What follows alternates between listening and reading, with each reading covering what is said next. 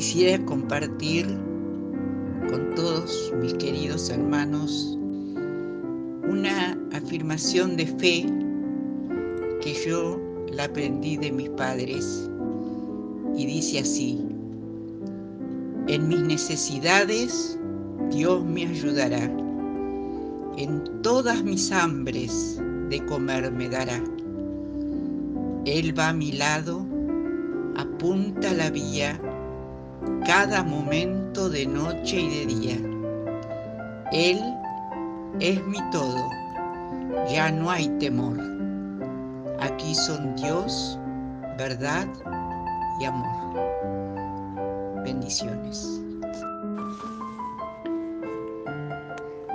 Queridos hermanos, el Señor misericordioso abre sus brazos y nos abraza. Su amor no tiene fin, ni se agotan sus bondades. Cada mañana se renuevan. ¡Qué grande es su fidelidad!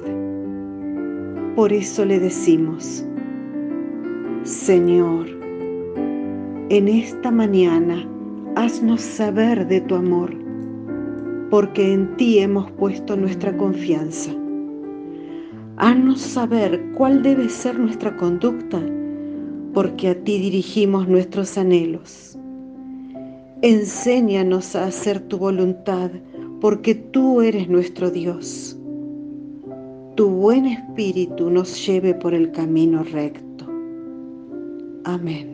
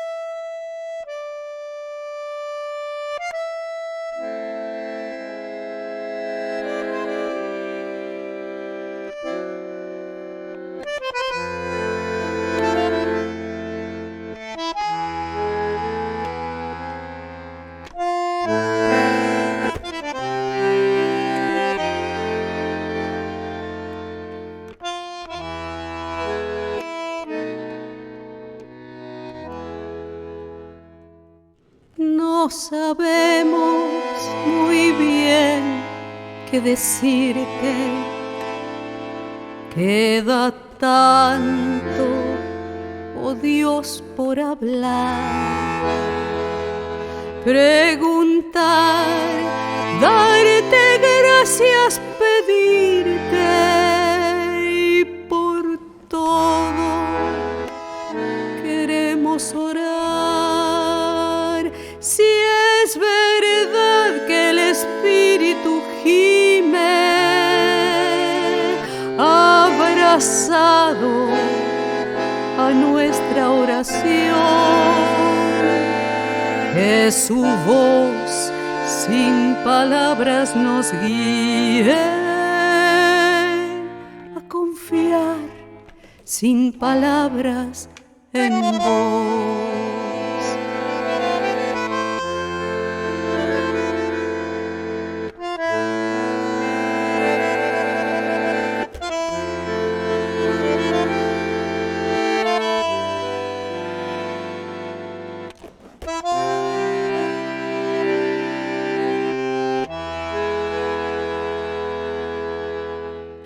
no sabemos muy bien qué decirte.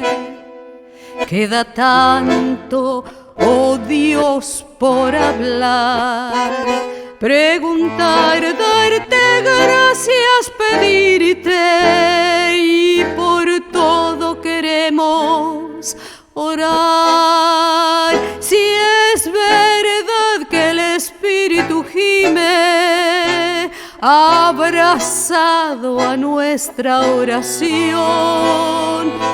que su voz sin palabras nos guíe a confiar sin palabras en vos.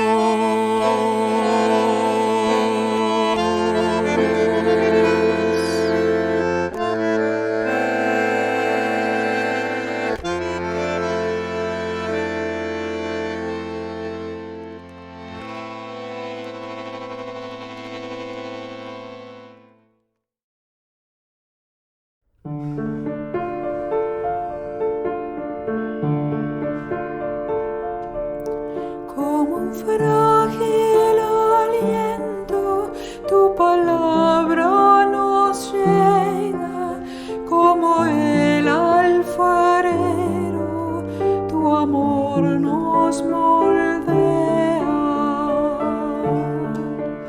Tu palabra es susurro, es pasión por la vida, desgarrando lo oscuro para abrirnos al día. Como un nacimiento, como liberación, tu palabra es simiente que anuncia la flor. Tu palabra es servida como el pan compartido, tu palabra nos guía, tu palabra es camino.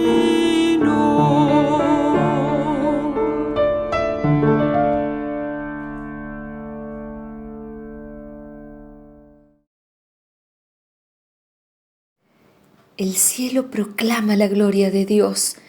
De su creación nos habla la bóveda celeste. Los días se lo cuentan entre sí, las noches hacen correr la voz. Aunque no se escuchan palabras, ni se oye voz alguna, su mensaje llega a toda la tierra, hasta el último rincón del mundo. Dios puso un lugar para el sol, y éste sale como un novio de la habitación nupcial y se alegra como un atleta al emprender su camino.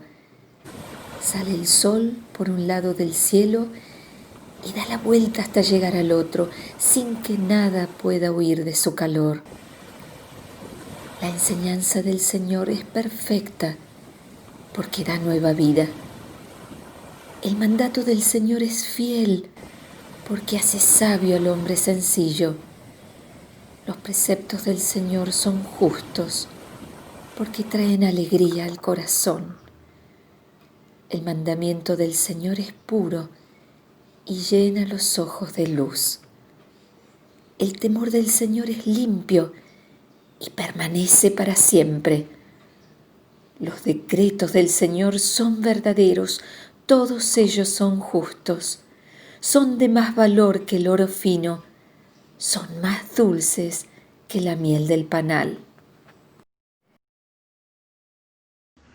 Voy a entonar en nombre de mi mejor amigo el canto dedicado a su viñedo. Mi amigo tenía un viñedo en un terreno muy fértil. Removió la tierra, la limpió de piedras y plantó cepas de la mejor calidad. En medio del sembrado levantó una torre y preparó también un lugar donde hacer el vino. Mi amigo esperaba del viñedo uvas dulces, pero las uvas que éste dio fueron agrias. Ahora, habitantes de Jerusalén, gente de Judá, digan ustedes quién tiene la culpa, si mi viñedo o yo. ¿Había algo más que hacerle a mi viñedo? ¿Hay algo que yo no le haya hecho? Yo esperaba que diera uvas dulces, ¿Por qué entonces dio uvas agrias? Pues bien, les voy a decir qué pienso hacer con mi viñedo. Voy a quitarle la cerca para que lo destruyan. Voy a agrietarle el muro para que lo pisoteen. Voy a dejarlo abandonado. No lo podarán ni lo deshiervarán, y se llenará de espinos y maleza. Voy a ordenar a las nubes que no envíen su lluvia sobre él.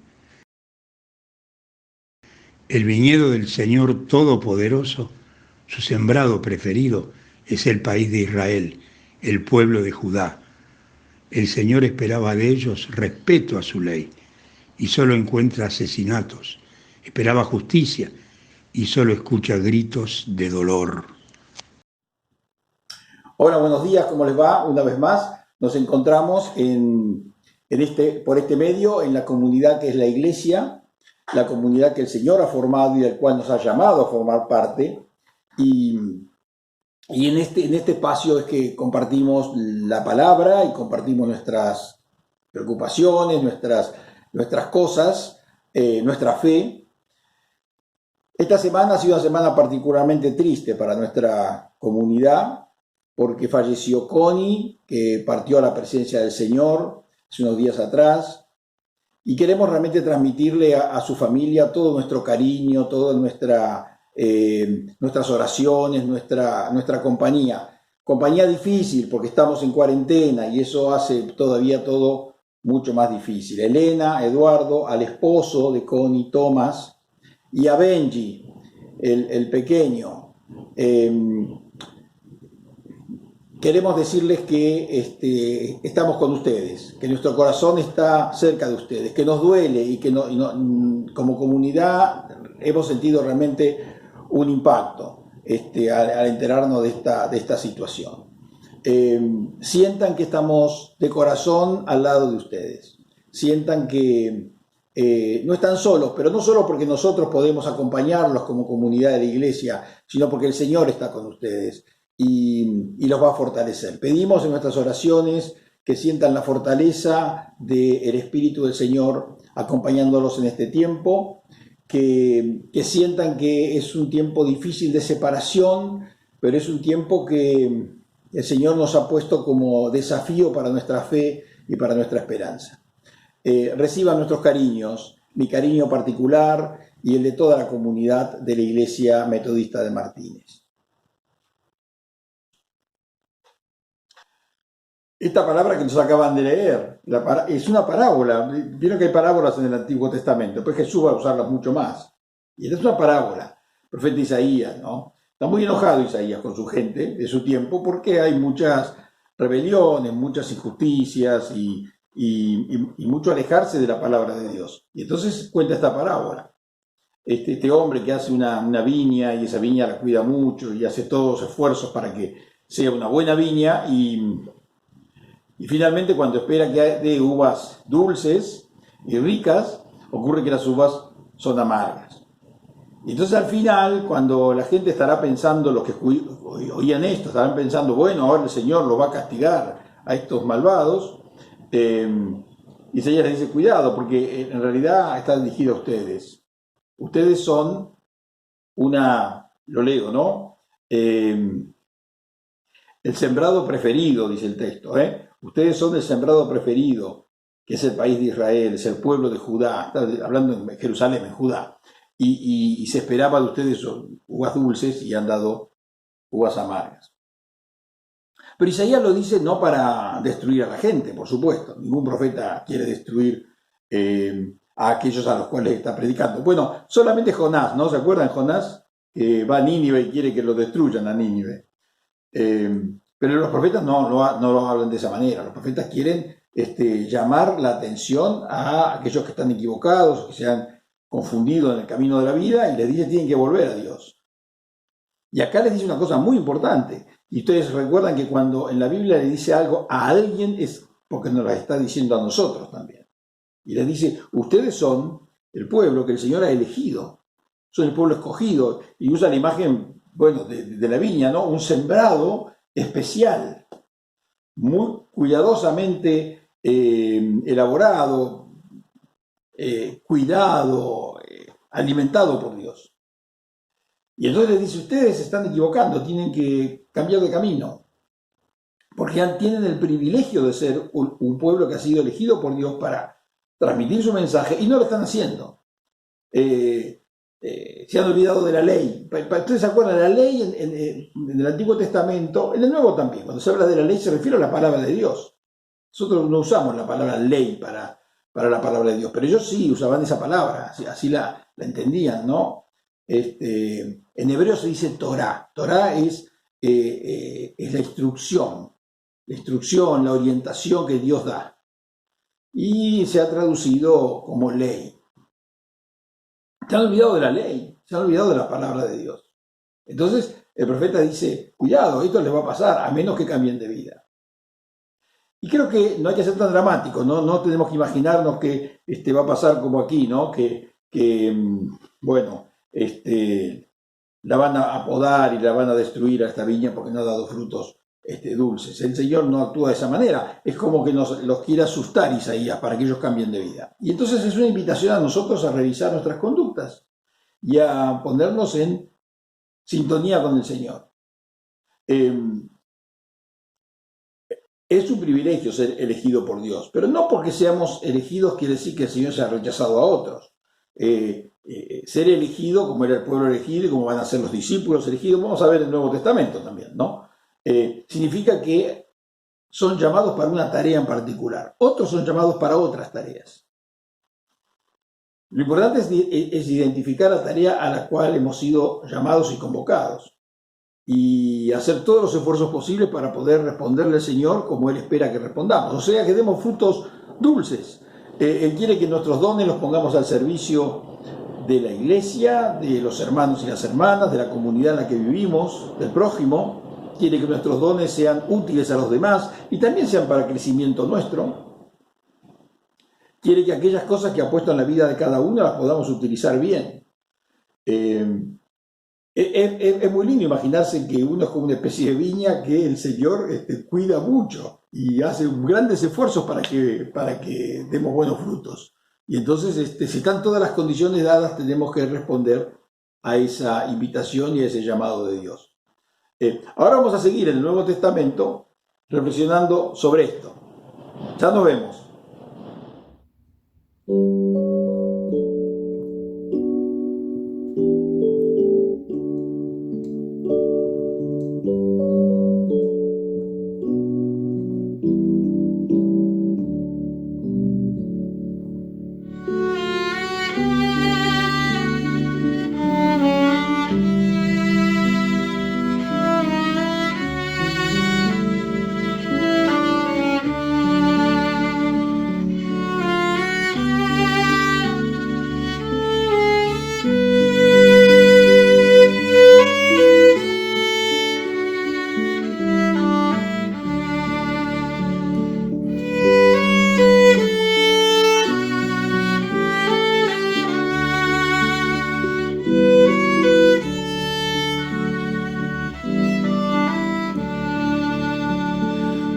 Lo que quieras de mi Señor, tú el alfarero, yo el barro soy, dócil y humilde anhelo ser, cúmplase siempre en mí tu querer.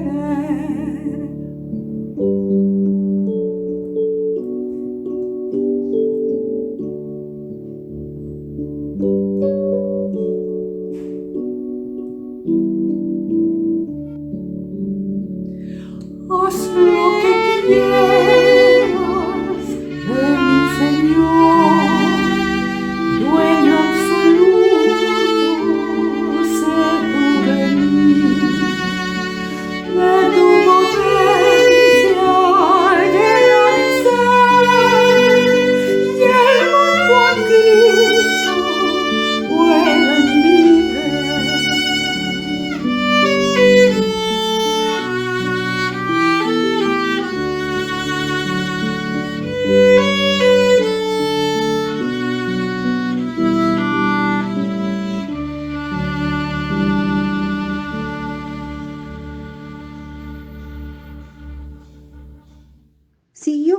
conversando con los maestros de la ley y los jefes de los sacerdotes, y les dijo: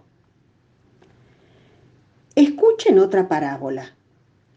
El dueño de una finca plantó un viñedo y le puso un cerco.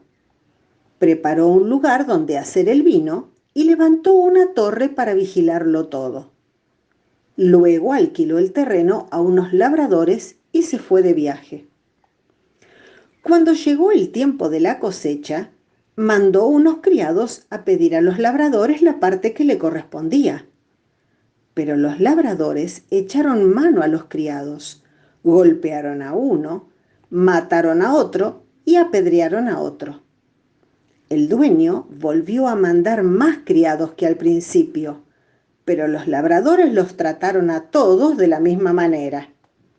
Por fin mandó a su propio hijo pensando: sin duda respetarán a mi hijo. Pero cuando vieron al hijo, los labradores se dijeron unos a otros: este es el que ha de recibir la herencia. Matémoslo y nos quedaremos con su propiedad. Así que lo agarraron, lo sacaron del viñedo y lo mataron. Y ahora, cuando venga el dueño del viñedo, ¿qué creen ustedes que hará con esos labradores? Le contestaron: matará sin compasión a esos malvados y alquilará el viñedo a otros labradores que le entreguen a su debido tiempo la parte de la cosecha que le corresponde. Jesús entonces les dijo: ¿nunca han leído ustedes las Escrituras? Dicen: la piedra que los constructores despreciaron se ha convertido en la piedra principal. Esto lo hizo el Señor, y estamos maravillados. Por eso les digo que a ustedes se les quitará el reino y que se le dará a un pueblo que produzca la debida cosecha. En cuanto a la piedra, cualquiera que caiga sobre ella quedará hecho pedazos, y si la piedra cae sobre alguien, lo hará polvo. Los jefes de los sacerdotes y los fariseos, al oír las palabras que Jesús contaba, se dieron cuenta de que hablaba de ellos. Quisieron entonces arrestarlo, pero tenían miedo porque la gente creía que Jesús era un profeta. Bueno, y ahora nos han leído una parábola, seguimos leyendo el Evangelio de Mateo, en todo este año leemos el Evangelio de Mateo. Otra parábola que tiene que ver con la misma temática que la de la semana pasada, la de aquellos dos hijos, ¿no? El que hizo lo que el padre quería y el que no dijo que sí y después dijo que no, etc. Ahora de nuevo Jesús continúa con estas parábolas. Es llamada, ya el título nos asusta un poco, ¿no? La de los labradores malvados. Bueno, ustedes escucharon el texto. En realidad Jesús está presionando sobre aquellos que tienen todas las posibilidades de escuchar la palabra de Dios, de entenderla, de hablar con Jesús, de comprender su mensaje, pero no lo hacen. Y no lo hacen por diversas razones. En este caso sigue discutiendo con las autoridades del templo, con los sumos sacerdotes, los ancianos, gente erudita, y que, bueno, se creían a sí mismos como dueños de la verdad en temas religiosos, ¿no es cierto? Y entonces Jesús les cuenta esta parábola. El hombre, el dueño de la viña le da todas las facilidades para que trabajen y hagan lo que tienen que hacer, y ellos en realidad se quieren quedar con todo y desconocen a sus emisarios y desconocen a su hijo. Bueno, es una imagen de Jesús que es rechazado, ¿no es cierto? Cuando a ellos se les pregunta qué es lo que va a pasar cuando venga el verdadero dueño, ellos de nuevo contestan con mucha autoridad y con mucho conocimiento. Bueno, lo va a destruir a este hombre va a destruir a los que actuaron mal, y va a poner gente que realmente haga su voluntad, porque él es el dueño de la viña. Vieron que la parábola esta está vinculada a la parábola de Isaías. Jesús hace mucho esto de tomar textos del Antiguo Testamento y reescribirlos, o refundarlos, o contarlos con variantes para transmitir su propio mensaje.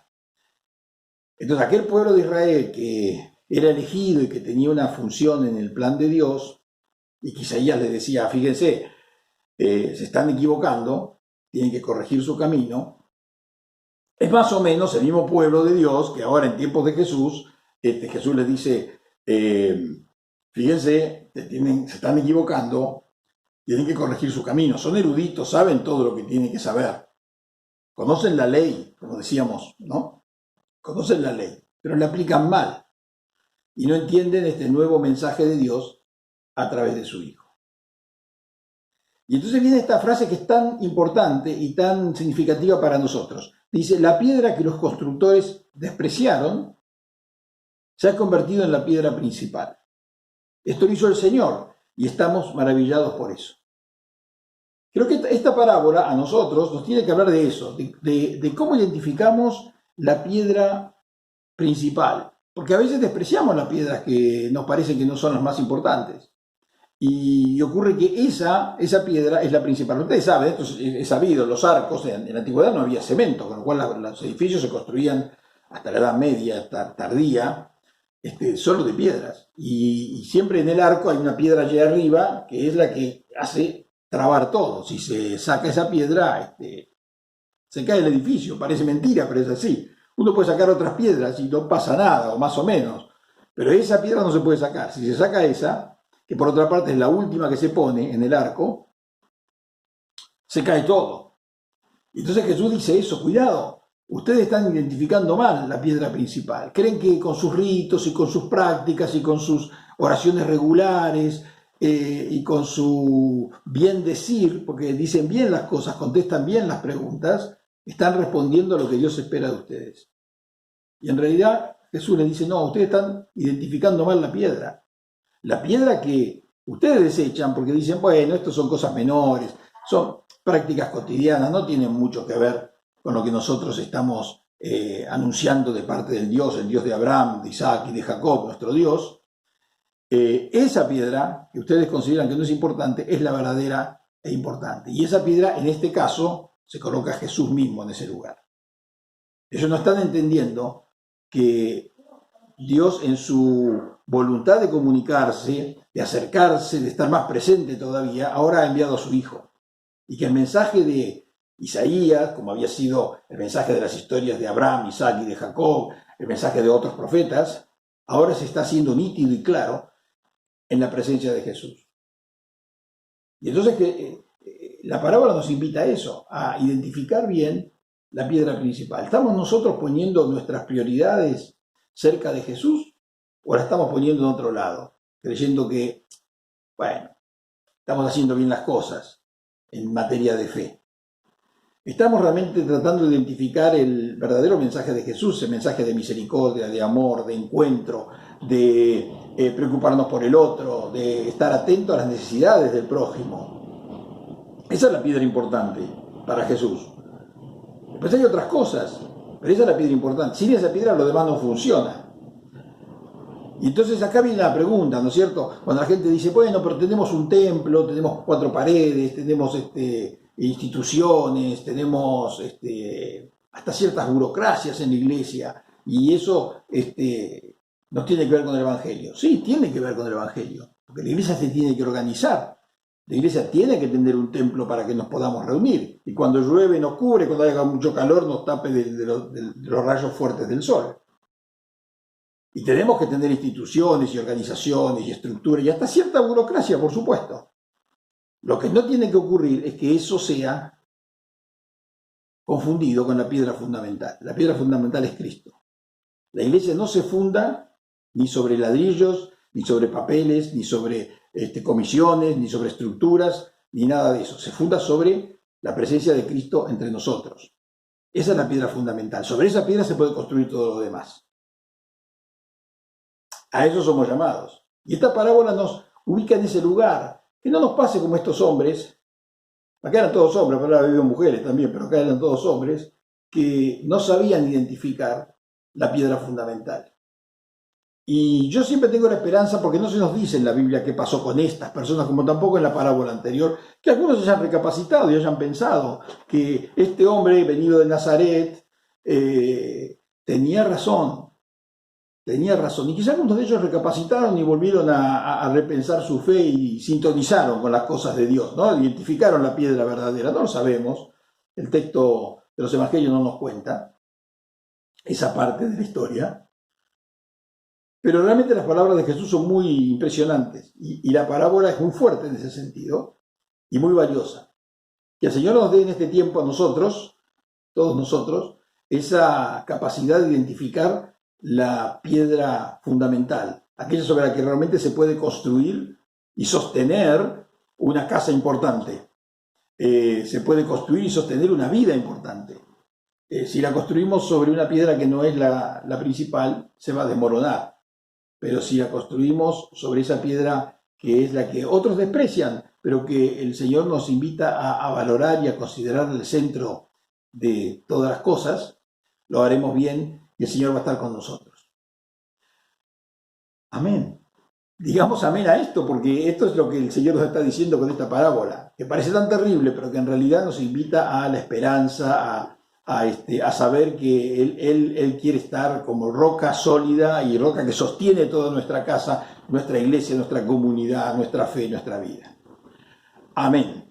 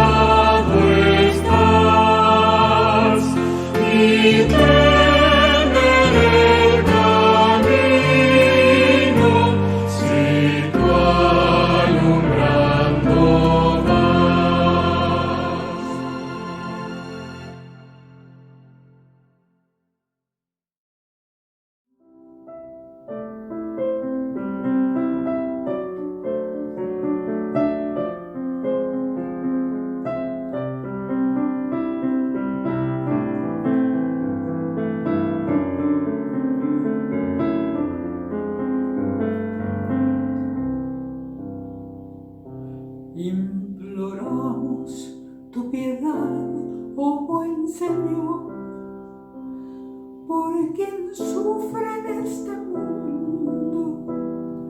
Aún gime toda la creación. Tus oídos se inclinen al clamor